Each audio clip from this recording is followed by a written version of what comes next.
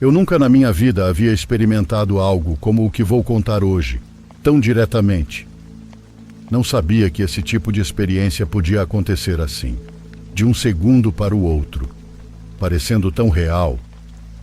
Em parte é real, mas ao mesmo tempo você sabe que o que viu, teoricamente, não deveria estar ali. Trabalhei como taxista por 5 anos antes de encerrar o negócio e deixar essa vida, e durante esse tempo aqui no Rio, sempre me dei bem. Meus vizinhos sabiam que eu trabalhava com isso, então de vez em quando, como eles mais ou menos conheciam meus horários de saída de casa, me pediam uma corrida. Aproveitavam para que eu os levasse, por exemplo, até o centro, e a partir daí eu começava a minha rota. Por causa disso, houve uma ocasião lá por 2012. Por volta da meia-noite, eu estava trabalhando normalmente, quando minha vizinha me ligou no celular. Eu atendi e ela perguntou se eu estava disponível para uma corrida e se eu estava perto do centro, na área onde há muitos bares, salões, etc.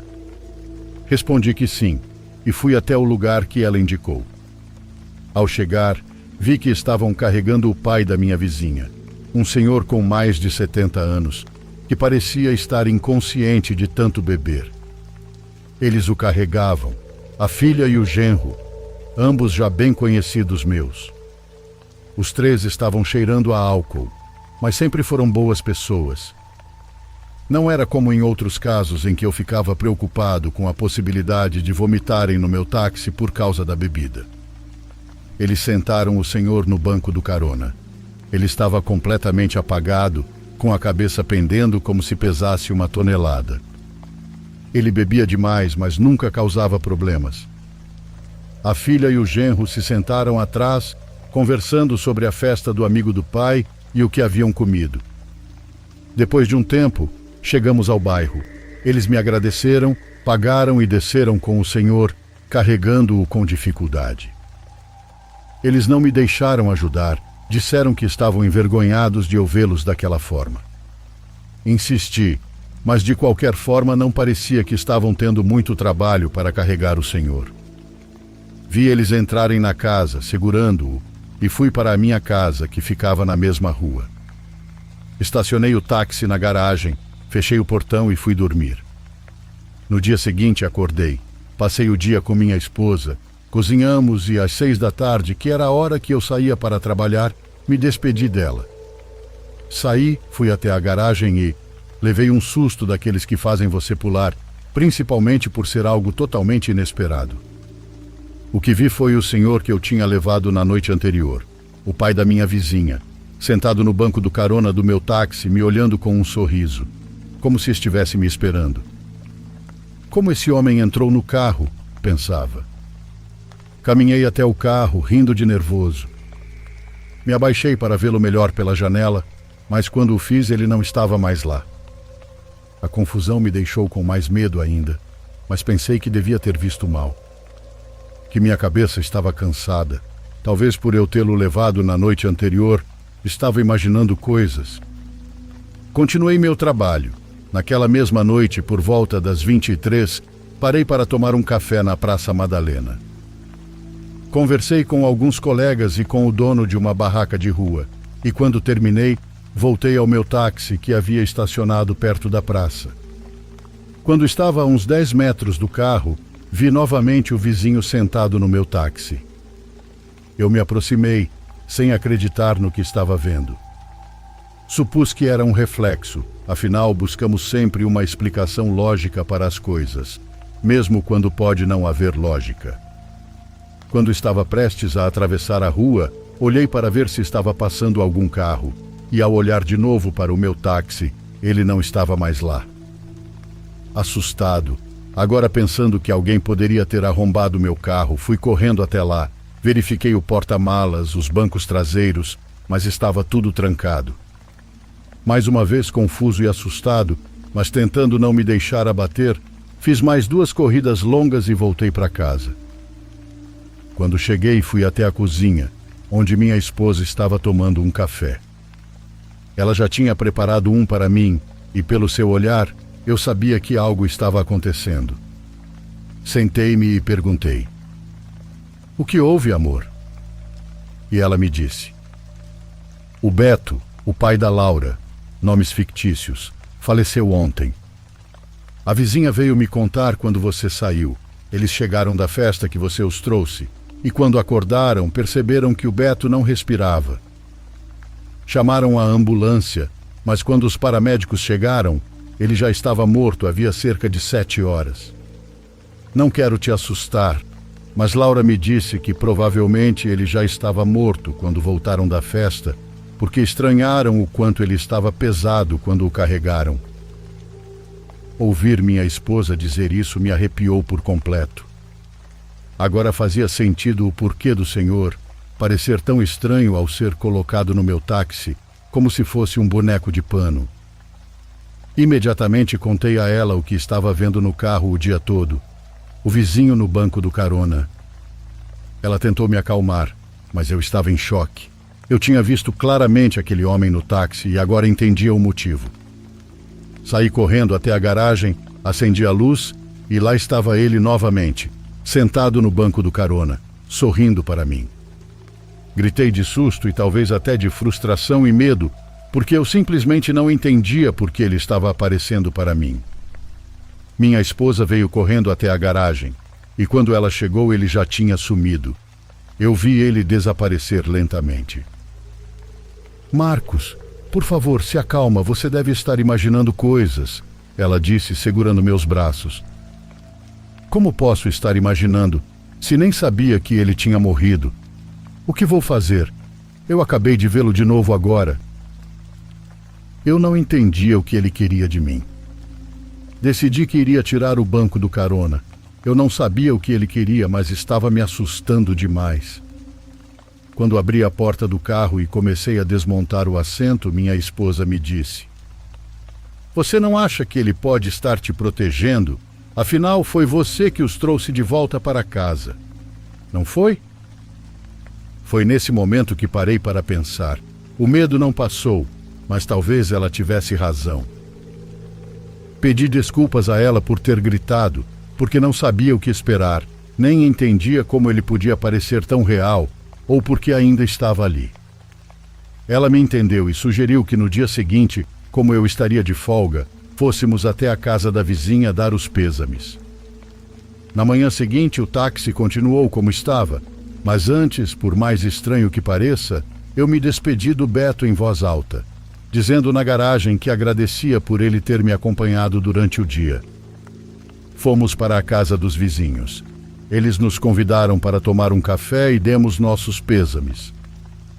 Acabei conversando com minha sogra naquele dia, uma mulher que está envolvida em todo tipo de religião que você possa imaginar. Ela me orientou a acender uma vela para ele e fazer uma oração. Isso tudo era novo para mim. Eu realmente não sabia se tudo isso fazia sentido. Mas desde aquele dia, nunca mais vi o Beto no banco do carona.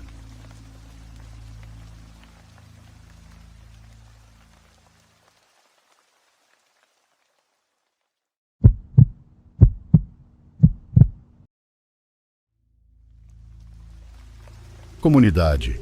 Hoje quero compartilhar uma experiência que aconteceu com um amigo. Ele é policial municipal aqui na cidade onde moro e me contou que, em uma ocasião, recebeu um chamado dizendo que alguém havia entrado para roubar em uma casa que ficava muito perto do cemitério municipal. Ao chegar lá, disseram que o ladrão tinha corrido para uma rua que dava direto para o cemitério. Ele e seus colegas percorreram a rua e, ao chegar ao cemitério, ele pulou o muro e entrou para verificar se o ladrão poderia estar escondido ali, já que não havia sinal dele do lado de fora. Aquela era a única possibilidade.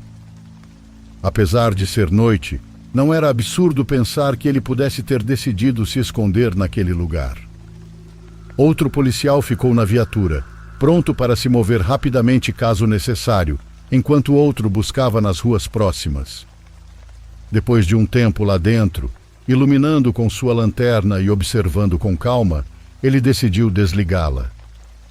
Se o ladrão estivesse escondido, talvez pensasse que o policial já havia ido embora e saísse. Mas não. Aparentemente não havia ninguém ali. Ele caminhou lentamente, ainda com a lanterna apagada, indo até o outro lado para poder sair do cemitério. Ao chegar a um pequeno quartinho, onde costumam deixar os corpos não identificados antes de levá-los à vala comum, ele notou que uma pessoa estava saindo. Era alguém muito alto, com aproximadamente 2 metros, uma figura imponente. Parecia estar vestida completamente de preto, ou pelo menos era o que parecia. Essa pessoa tinha um andar muito estranho e lento. Como tudo estava muito escuro, ele não conseguiu ver seu rosto. Quis ligar sua lanterna, mas ela não funcionou. Normalmente ela voltava a funcionar com alguns golpes, mas ele não se atreveu a fazer isso, para não ser ouvido na escuridão. Assim ele só pôde ficar escondido, observando, pensando que aquela figura poderia ser o ladrão que procurava. Mas essa pessoa voltou. Voltou e entrou no quartinho novamente. O policial conseguiu fazer a lanterna funcionar com alguns golpes e também entrou, tentando verificar se era algum funcionário trabalhando tarde com um corpo, embora isso fosse muito estranho, já que quando alguém morre e é enviado a esse lugar específico, a polícia geralmente é informada, e recentemente não havia sido relatada nenhuma morte ou acidente. Só restava a possibilidade de ser o vigia ou algum cuidador do local. Perto do quartinho, a alguns passos da entrada, ele sentiu um calafrio, um medo. Sentiu que simplesmente algo não estava certo, então gritou da porta. Boa noite, sou oficial de segurança pública. Nos reportaram que alguém entrou para roubar em uma casa vizinha. Pode sair? Ninguém respondeu, então ele perguntou de novo. Boa noite, preciso saber se viu algo ou alguém entrar neste lugar. Saia, por favor, sou oficial de polícia. Mas de novo houve apenas silêncio. Ele ficou preocupado, sacou sua arma apontando devagar e se preparou para entrar naquele pequeno quarto. Passo a passo foi entrando e se deparou com o lugar vazio. Havia apenas uma mesa de concreto com sangue seco sobre ela, mas nada mais. Nas paredes havia prateleiras com frascos cheios de um líquido escuro. Em alguns ele poderia jurar que distinguia partes de corpos, como mãos, pés e dedos. A cena foi muito forte para ele, e sentiu que o quarto de repente parecia maior. Mas depois de um piscar de olhos, ele reagiu e tentou se acalmar.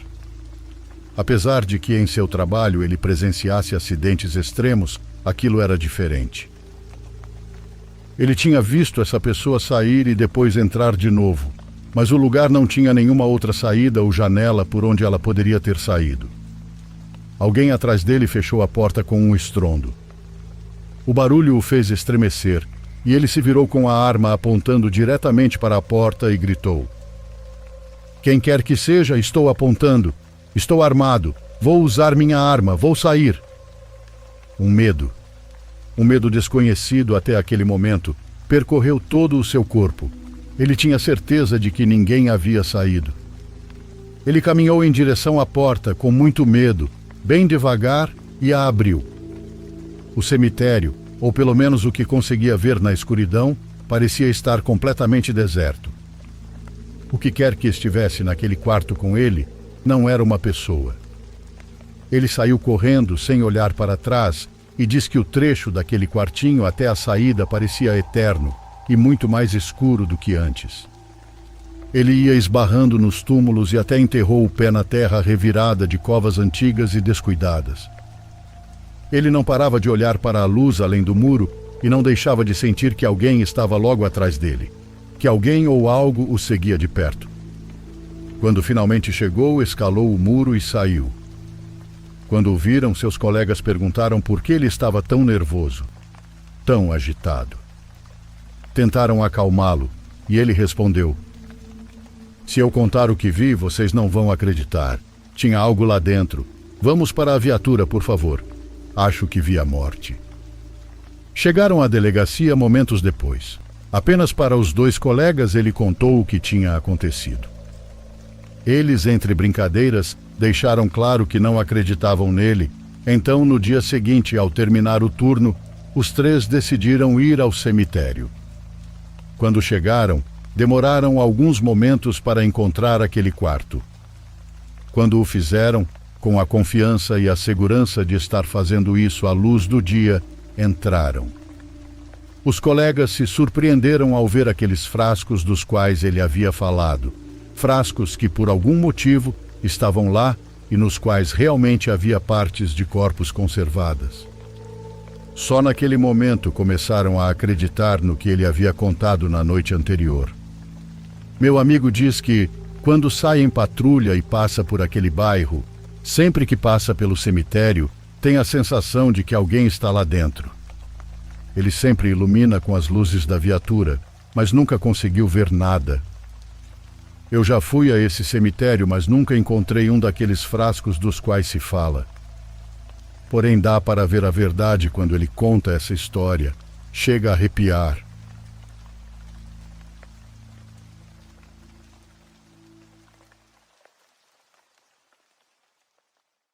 Por favor, curta e se inscreva se você estiver gostando. Agora continuamos.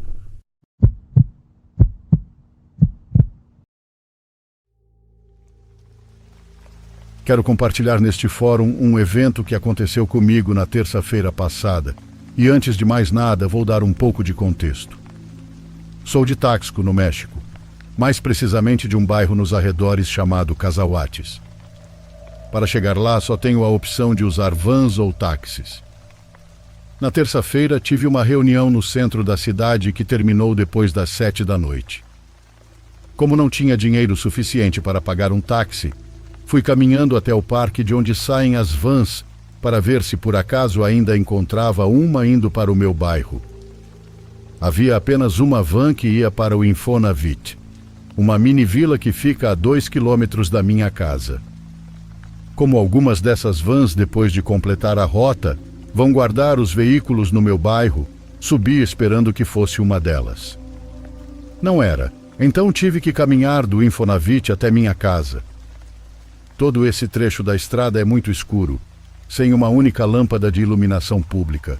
Então liguei a lanterna do meu celular para enxergar o caminho.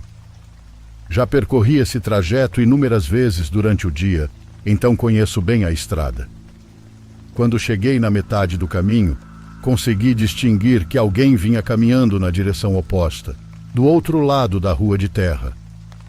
A princípio me acalmou ver outra pessoa em um caminho tão escuro, mas depois fiquei com medo de que fosse um assaltante ou algum louco que pudesse me fazer mal. Enquanto pensava nisso, percebi que a pessoa já estava perto, o suficiente para eu distinguir melhor se prestasse atenção. Foi nesse momento que percebi que não era algo normal. Era uma figura de cerca de 2,5 metros de altura.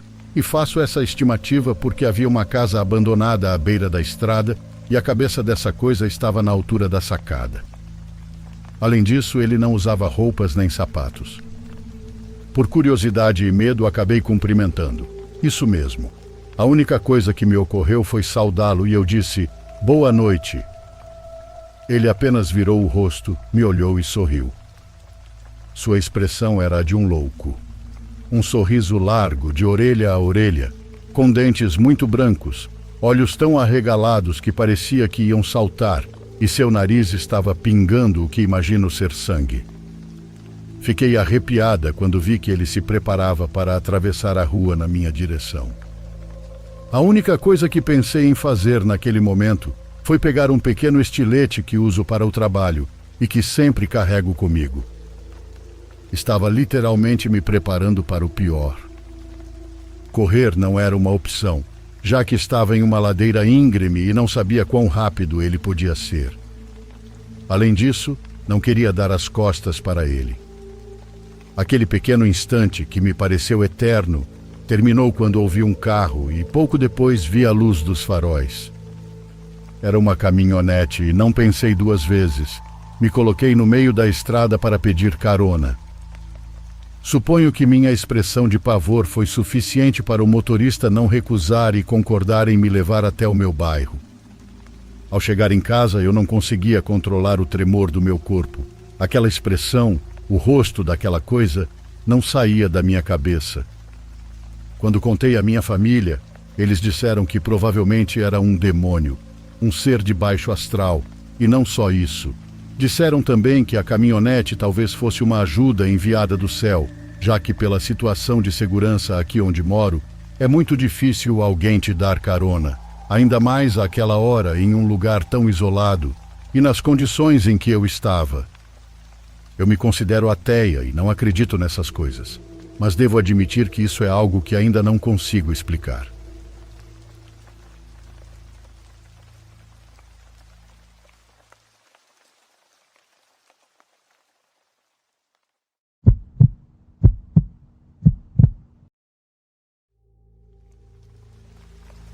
Meu nome é Yasmin, moro na Grande São Paulo e tenho uma breve história para contar a vocês. Foi há aproximadamente 1 ano e ainda estou perplexa. Fui ao cinema com meu namorado e saímos do filme depois das 23 horas. Não me lembro dos horários exatos, mas sei que já era um pouco tarde. Por causa do horário, havia muito pouca gente no cinema. Religiosamente, sempre tenho que ir ao banheiro toda vez que saio do filme, e dessa vez, por causa do horário, suponho que não havia ninguém lá. Entrei na terceira cabine das 5 que havia. Enquanto desabotoava minha calça, ouvi outra pessoa entrando no banheiro e abrindo a porta do segundo sanitário, o que estava à minha esquerda. Por algum motivo, a pessoa não o usou e foi até o último, o quinto. Ouvi os passos com total clareza, assim como o abrir e fechar das portas, e o som de trancar a porta do sanitário em que entrou. Até aí, nada de estranho. Mas alguns momentos depois, ao sair e me dirigir para lavar as mãos, enquanto retocava a maquiagem no espelho, percebi no reflexo que não havia pés atrás de nenhuma das portas dos cubículos. Eu continuava sozinha no banheiro. Incrédula de onde estava, me abaixei e dei uma olhada rápida debaixo das 3 portas que estavam fechadas, incluindo a que, segundo eu, a pessoa havia entrado. Eu tentava ver os pés de alguém, para me convencer de que não estava louca, mas não vi nada, não havia ninguém. Tentando manter a calma, saí rapidamente pensando: será que isso realmente aconteceu? Será que me enganei ou talvez a pessoa tenha saído e eu não percebi? A realidade é que, até hoje, estou 100% certa de que ouvi alguém entrar e estou igualmente certa de que ninguém saiu daquele banheiro. Ainda não entendo o que aconteceu ou o que foi que ouvi naquela noite, mas isso me causa muito medo, pois sei que tudo foi real.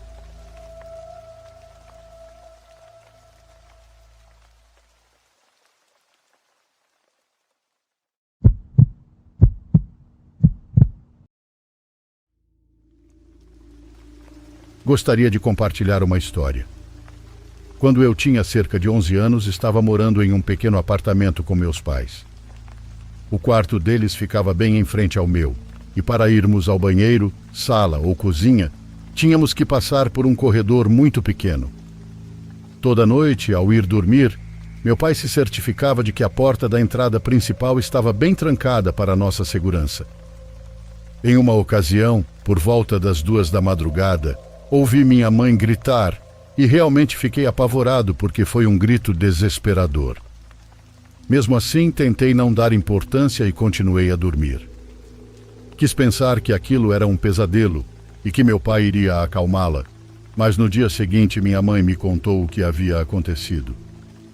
Por volta da 1 da madrugada, ela estava apenas começando a pegar no sono quando ouviu a porta do quarto dela se abrindo lentamente.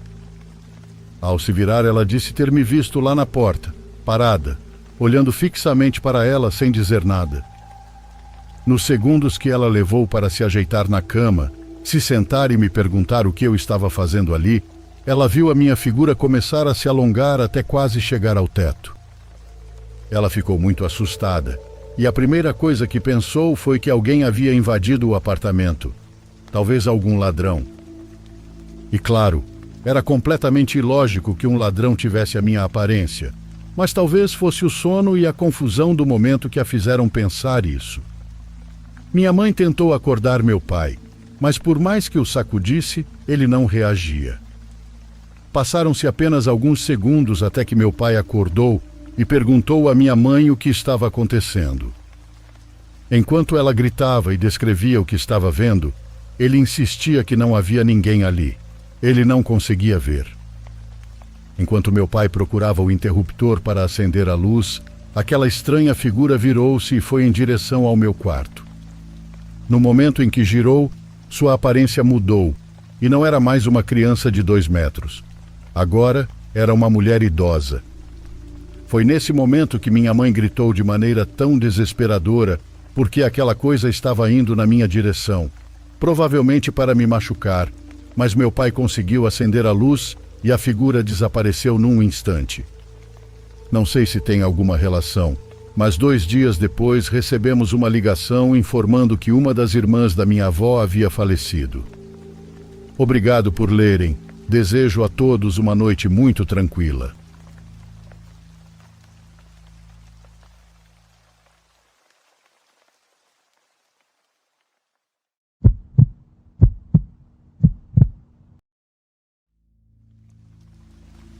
Deixe-me dar um pouco de contexto para que a história faça mais sentido. Nosso gato, Cosmo, sempre dormiu no porão. Todas as noites, desde que eu era pequeno, nossos pais o pegavam de onde ele estava deitado e o colocavam no porão. Eles detestavam os pelos que ele deixava na cama, o que eu acho compreensível. Ele também era um gato que gostava de sair. Então, se alguém esquecesse de colocá-lo no porão à noite, ele acordava meus pais às 3 da manhã gritando para ser solto. O porão é enorme, o maior cômodo da nossa casa, então eu imaginava que ele gostava de ter todo aquele espaço. Um pouco mais de 2 semanas atrás, enquanto escrevo isso, ele começou a agir de maneira estranha. Há um pequeno patamar no topo das escadas do porão, logo atrás da porta, e é lá que costumávamos deixá-lo. Depois de alguns minutos, ele descia as escadas e dormia no móvel que escolhesse. Uma noite o coloquei delicadamente no patamar e fechei a porta suavemente, algo que já tinha feito milhões de vezes. Enquanto enchia meu copo de água na cozinha, porém, ouvi ele miando atrás da porta. Isso era estranho. Ele geralmente descia as escadas imediatamente. Terminei de encher meu copo e fui até a porta, imaginando que alguém poderia ter esquecido de encher o pote de ração dele. Abri a porta e ele disparou para a sala como se estivesse perseguindo algo. Verifiquei o pote e ele estava completamente cheio. Estranho, pensei, enquanto me virava para procurá-lo. O coloquei de volta no patamar, fechei a porta e isso foi tudo. Nas 2 noites seguintes foi basicamente a mesma coisa. Eu o colocava no patamar, fechava a porta e começava a me preparar para dormir. Depois de alguns minutos, ouvia ele miando repetidamente. Eu ia até a porta e sempre era a mesma coisa. Ele ficava parado no topo da escada, recusando-se a descer. Eu me preocupei que talvez ele estivesse ficando velho, mas essa era uma ideia que eu não queria confrontar ainda. Me doía, mas eu o ignorava, sabendo que ele eventualmente desceria as escadas. No dia seguinte, ele se recusou a entrar em casa. Geralmente, quando queria entrar, ele ficava na escada da frente ou na porta dos fundos, até que alguém o visse pelo vidro e o deixasse entrar. Em um momento, percebi ele enrolado no tapete da porta. Fui deixá-lo entrar, mas ele não se mexeu. Saí e fiz um carinho nele antes de voltar para dentro. Algumas horas depois, passei pela porta de novo e vi que ele ainda não havia se movido. Já estava ficando tarde, então o peguei e o carreguei para dentro, o que não o deixou muito feliz. Sabia que ele não queria dormir no porão, então deixei ele dormir no meu quarto naquela noite. Não foi um grande problema e ele parecia muito mais calmo assim. Nos dias seguintes, meu pai reclamava constantemente que alguém estava deixando a porta do porão aberta. Ele estava irritado porque todo o ar frio estava escapando para o porão.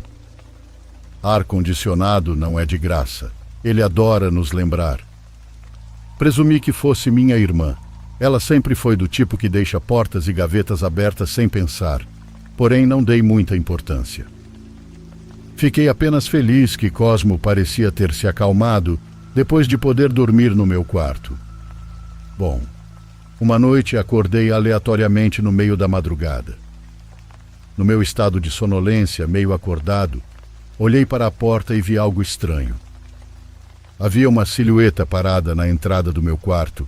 Estava apenas parada ali, perfeitamente imóvel. Pude perceber que era uma pessoa porque podia ver o contorno dela no brilho fraco da lâmpada que deixávamos acesa na sala de estar. Achei que fosse minha irmã, então a chamei, mas a figura se afastou sem dizer uma única palavra. Eu estava cansado demais para tentar descobrir o que ela queria, então voltei a dormir. Alguns dias depois, descobrimos o que estava mantendo o Cosmo longe do porão: uma infestação de pulgas. O lugar todo estava infestado. Era nojento. Presumimos que as pulgas eram o motivo pelo qual Cosmo se recusava a descer, o que fazia sentido. Mas era estranho como elas apareceram do nada. Nunca havíamos tido um problema com pulgas antes, e Cosmo sempre usou coleira antipulgas. Meu pai brigou com minha mãe por não trocar a coleira dele, embora ela jurasse que tinha trocado. Meu pai foi a fundo, limpando cada canto do porão. Aspiramos os tapetes, pulverizamos o cômodo inteiro e lavamos tudo com soluções para matar pulgas. Ele nos disse para ficarmos fora do porão pelos próximos dias, para que qualquer resquício de pulga morresse. Parecia um bom plano e eu achei que seria o fim disso. Mas então, algumas noites depois, outra coisa estranha aconteceu. Eu estava deitado na cama quando notei uma luz vazando por baixo da porta, piscando como se alguém estivesse brincando com o interruptor do corredor. Eu disse a mim mesmo que provavelmente era meu pai indo ao banheiro ou algo assim, mas a luz continuou piscando por mais tempo do que parecia normal. Comecei a ficar assustado, mas não consegui me forçar a verificar o que era. Fiquei deitado ali com o coração acelerado, olhando para o fundo da porta, esperando que parasse. Eventualmente, parou. Eu me forcei a adormecer depois disso, mas nunca me senti tão inquieto em toda a minha vida. Alguns dias se passaram sem incidentes. Meu pai disse que o porão provavelmente estava limpo, o que era ótimo, porque eu estava sentindo falta de jogar videogame lá embaixo. Depois de voltar da escola, fui ao porão. Assim que desci as escadas, percebi que algo estava errado. Ainda havia pulgas lá, uma quantidade razoável delas. Não fazia sentido. Depois de toda a limpeza, elas já deviam ter ido embora. Subi para ligar para o meu pai no trabalho, mas ele apenas disse para dar tempo.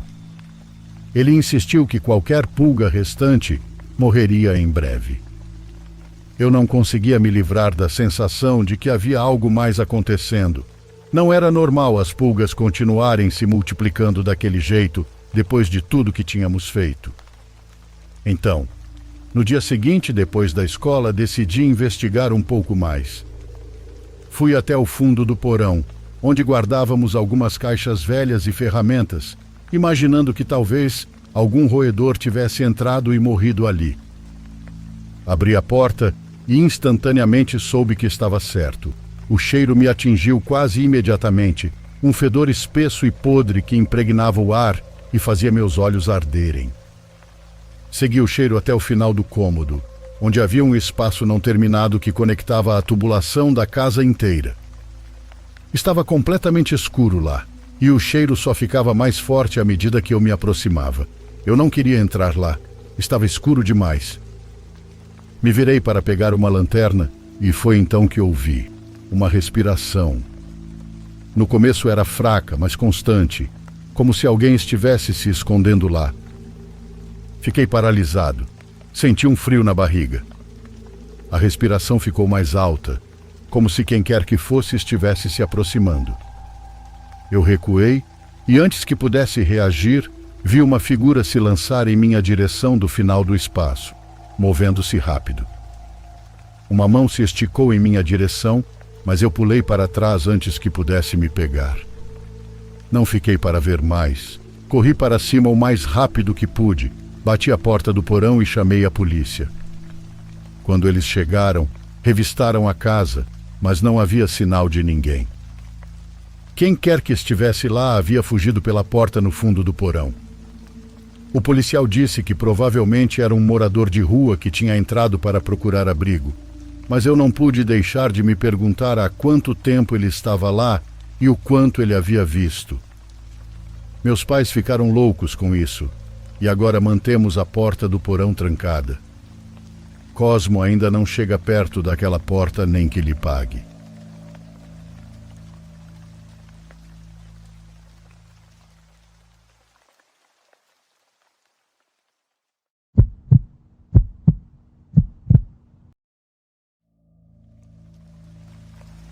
Eu não me lembro de todos os detalhes dessa história, já que eu tinha apenas uns 7 anos.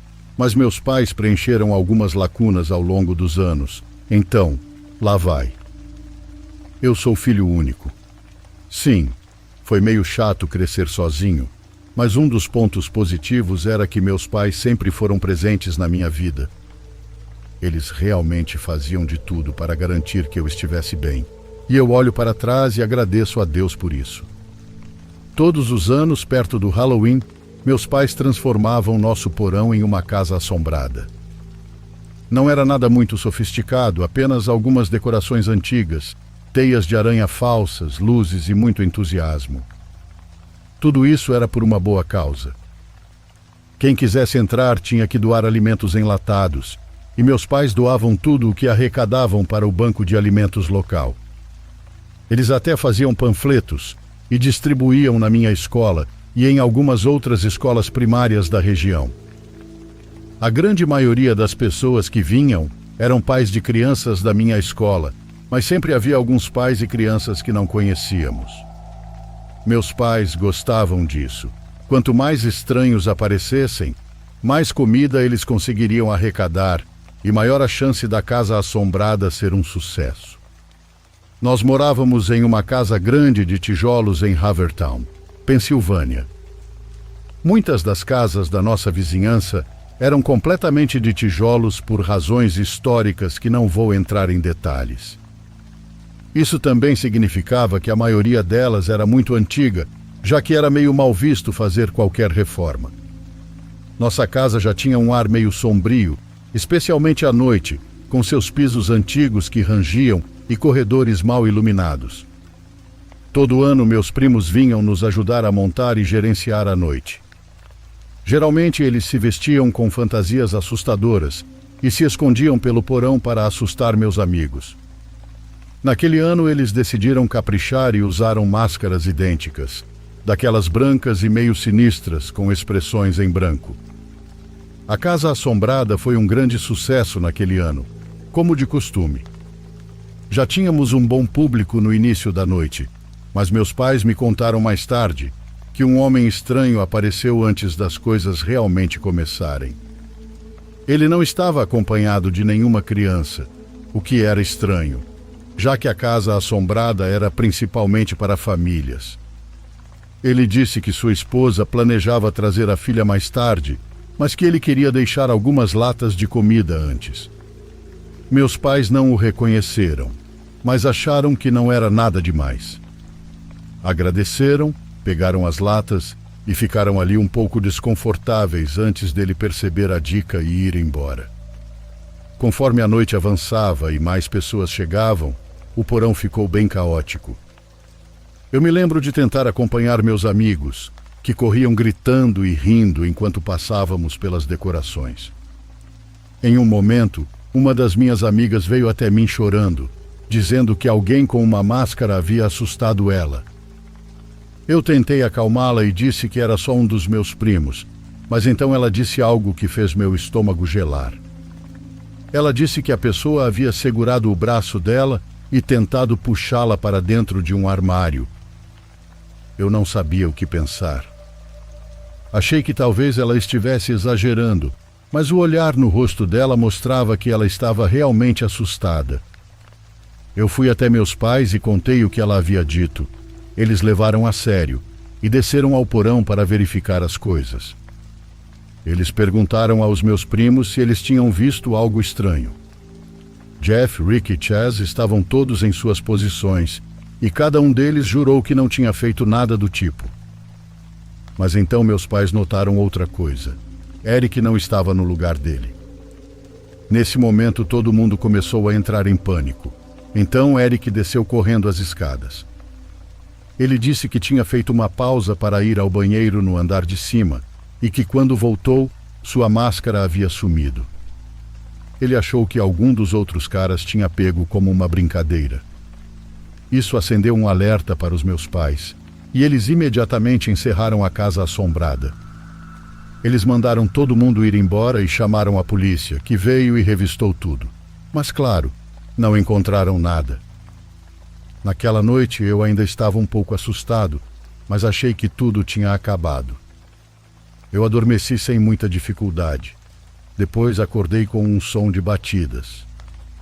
Era suave, mas perceptível, como se alguém estivesse batendo repetidamente na janela do meu quarto.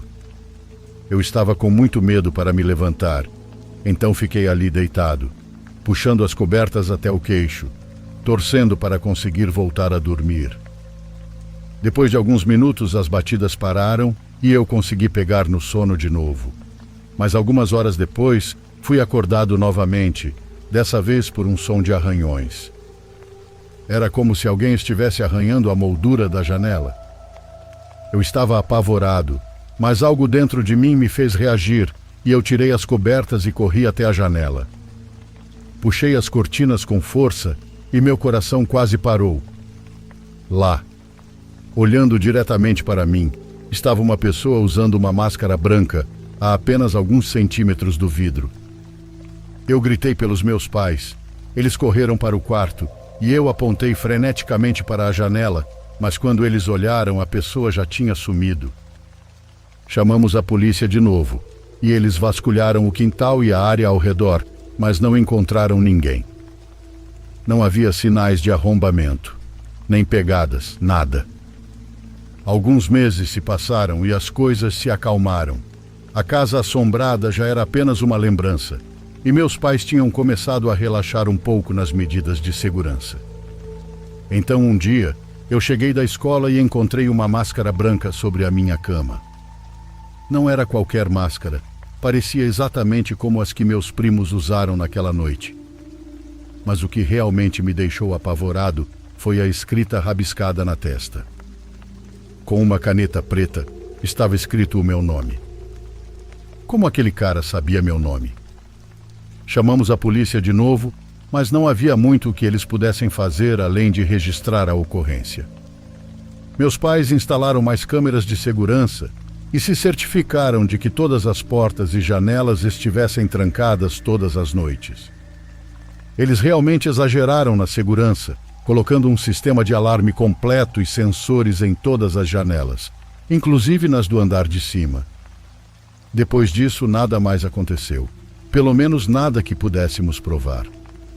Os meses seguintes foram tranquilos, mas eu jurava que continuava ouvindo coisas do lado de fora da janela do meu quarto. Batidas e arranhões. Provavelmente não era nada, mas chegou ao ponto de eu ter medo de dormir na minha própria cama. Desde então eu cresci e me mudei daquela casa, mas às vezes ainda me pergunto se havia mais por trás do que aconteceu comigo todos aqueles anos.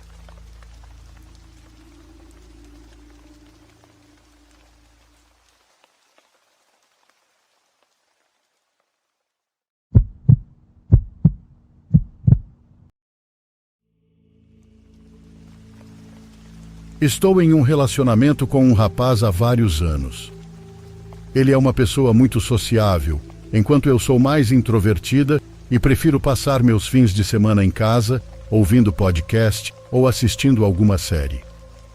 Devido à sua facilidade de fazer amigos, é muito comum que convidem meu namorado para trocar ideias, como ele diz. Eu quase nunca vou com ele, mas em algumas ocasiões aceito para me distrair do trabalho. No grupo de amigos dele havia uma garota. Vamos chamá-la de Mara, que não me inspirava muita confiança. Sempre houve algo nela que me deixava inquieta. Era evidente que ela estava interessada no meu namorado e que há muito tempo queria sair com ele. Além disso, nunca perdi a oportunidade de me mostrar que não gostava de mim. No ano passado, fui convidada para um churrasco na casa da Mara. Como meu namorado é quem sabe preparar e assar a carne, ele passou o tempo todo grudado na churrasqueira. Para não ficar tão sozinha, tentei me aproximar dos outros e me juntar à conversa deles. Não lembro como essa conversa surgiu, mas Mara e suas irmãs começaram a falar sobre rituais que faziam para se proteger da inveja. "O que você faz para se proteger?" me perguntaram.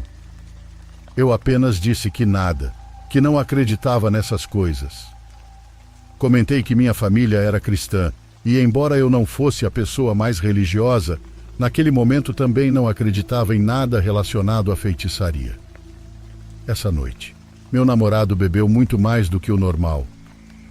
Mara nos ofereceu sua casa para dormirmos. Ela morava apenas com as duas irmãs e insistiram muito para que ficássemos, para que não corrêssemos o risco de sofrer um acidente, segundo elas.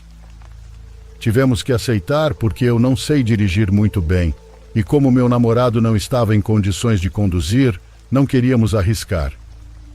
Ficamos no sofá. Não sei se estava cansado ou muito bêbado, mas meu namorado adormeceu imediatamente. Eu tenho muita dificuldade para dormir em casas alheias, então peguei meu telefone para me distrair. De repente, comecei a ouvir uma voz muito baixa, quase um sussurro. Não dava para distinguir nada do que dizia, mas eu podia ouvi-la. Deixei o celular de lado e me levantei para ver se havia alguém ali. Estávamos no térreo e aquela voz vinha de cima, de um dos quartos. Parei de dar importância. Voltei ao sofá e me deitei abraçada ao meu namorado. Não sei em que momento, mas acabei adormecendo também. Acordei porque senti como se estivessem me espetando algo na planta do pé. Não foi uma dor simples. Realmente doeu. Contei ao meu namorado o que tinha acontecido e ele, e especialmente Mara, tentaram me convencer de que havia sido apenas um sonho. No entanto, a dor era real. Eu sei o que senti.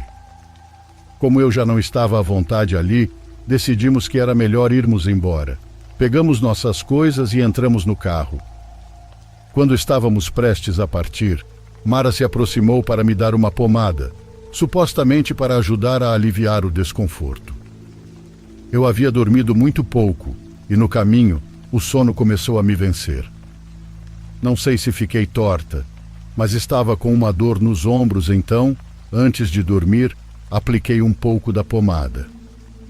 Cheirava muito estranho, como ervas, mas não como aquelas que costumam ser vendidas em ônibus, ou que você encontra em lojas de produtos naturais. O cheiro que exalava era realmente desagradável. Pensei que era porque a pomada já estava muito velha, talvez até vencida. Em casa, a dor foi ficando cada vez mais intensa e começou a se espalhar pelas pernas até que tomou conta de todo o meu corpo. Meu namorado ligou para meus pais para avisá-los. Eles me levaram ao médico e cheguei ao hospital com quase 40 graus de febre. Por causa da febre tão alta, os médicos pensaram que eu havia contraído Covid. O teste de Covid deu negativo. Então contei sobre a picada que senti e fizeram mais exames para descartar que eu tivesse sido picada por algum animal ou inseto venenoso. Passei 3 dias internada, completamente dependente dos outros. A dor nem me permitia ficar de pé. Fizeram mais exames, análise de urina, exames de sangue, tudo, e como não conseguiram encontrar nada, decidiram me dar alta com a recomendação de voltar caso a situação piorasse. Já em casa, quase um dia depois, comecei a entrar em um estado que imaginei estar louca. Comecei a ouvir vozes, risadas que não me deixavam dormir. Várias vezes vi uma mulher rondando as janelas. Eu podia sentir o olhar dela me seguindo. Ela me olhava com ódio. Mas o fato de estar como estava, quase sempre apagando de sono, me fez pensar que era somente delírios. Uma noite, essa mulher finalmente abriu a janela. Eu queria gritar, mas nenhum som saía da minha boca, e o esforço que fazia para falar queimava minha garganta. Ela se sentou sobre mim e começou a tocar meu rosto. Não me bateu nem nada. Parecia que estava me acariciando, mas o toque dos dedos dela queimava minha pele. Era uma ardência indescritível, nunca havia sentido algo assim. Comecei a chorar de medo. Orei pedindo a Deus que, por favor, ela fosse embora, e só então ela saiu de cima de mim e saiu do meu quarto. Liguei para meus pais ainda chorando. Pedi que viessem até mim, e eles não duvidaram do que contei, porque ficaram marcas no meu rosto, como queimaduras, e até dava para ver a marca da mão dessa mulher. Meus pais sempre foram muito religiosos, então, assim que me viram, começaram a orar e chamaram meus tios, que são presbíteros, para que viessem me abençoar. Passei um tempo sem ver essa mulher, mas minha saúde começou a se deteriorar drasticamente. Eu me sentia cada vez pior, perdi muito peso em pouco tempo e meu cabelo começou a cair. Meus pais me levaram a vários médicos. Buscamos diferentes opiniões, mas todos me disseram que não sabiam o que era e acabei sendo internada novamente. Na primeira noite no hospital, vi uma mulher, a mesma que havia entrado no meu quarto. Novamente ela estava do lado de fora da janela.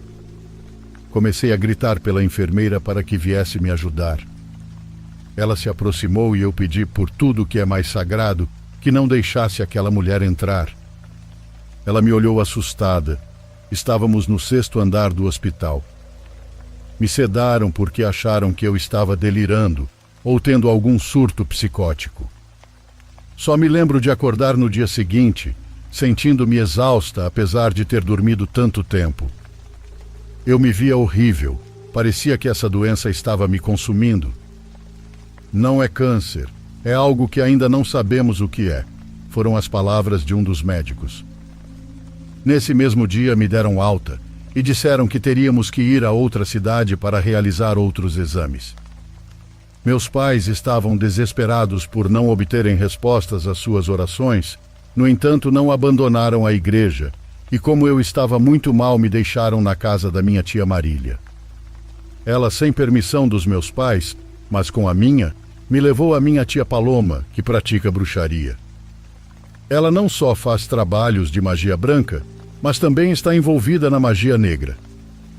Ao me ver, ela disse: "Ah, querida, esse trabalho que fizeram em você está te consumindo." Ela pediu que eu me deitasse na cama e começou a massagear a planta do meu pé. Não sei como, mas ela foi retirando um espinho muito longo de mim. Eu gritei mais por pavor do que por dor. "Aquelas garotas querem se livrar de você", ela disse. "Elas querem o menino com quem você está saindo. Na verdade, querem se aproximar dele por conta de dinheiro." Ela continuou me massageando e da planta dos meus pés começou a sair o mesmo cheiro daquela pomada, aquela que eu havia passado precisamente em meus ombros. Minha tia fez uma limpeza, me esfregou com um ramo de ervas e me pediu para tomar uma infusão que ela preparou. "Vamos tirar essa mulher de você", ela disse. Ela acendeu velas e começou a falar em uma língua que até hoje não sei qual é. E vi. Fechei os olhos e não sei como explicar, mas vi como aquela mulher começou a se formar do espinho que havia retirado de mim. Ela começou a gritar, como se estivesse experimentando muita dor. "Vá terminar este trabalho na pessoa que o iniciou", disse minha tia. Ela ordenou que aquela coisa fosse embora de mim. "Não volte nunca, você não é bem-vinda." E aquela coisa se foi, e a dor que eu sentia desapareceu. Desde aquela noite comecei a melhorar.